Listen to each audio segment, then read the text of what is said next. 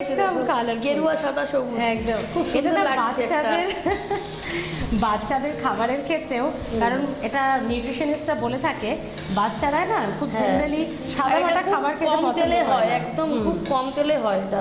ফলে এরকম কালারফুল খাবার ওরা দেখলেও কিন্তু খুব খুশি হয়। এর মধ্যে একটু দেবো নুন দেওয়া ছিল, অল্প একটু দিচ্ছি স্বাদের জন্য। এরপর দেবো একটু গোলমরিচ, আর একটু স্বাদের জন্য দেবো হচ্ছে মিষ্টি।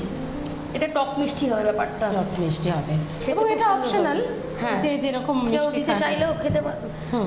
এটার মধ্যে রয়েছে হচ্ছে টমেটো সস। হ্যাঁ, টমেটো সস, এটা দেবো সোয়া সস। সয়া সস আর টমেটো একসঙ্গে মিক্স আপ হ্যাঁ, করে mix দিচ্ছ। করবো। হ্যাঁ, এটা এটা? হট অ্যান্ড সাওয়ার সস রয়েছে। হ্যাঁ।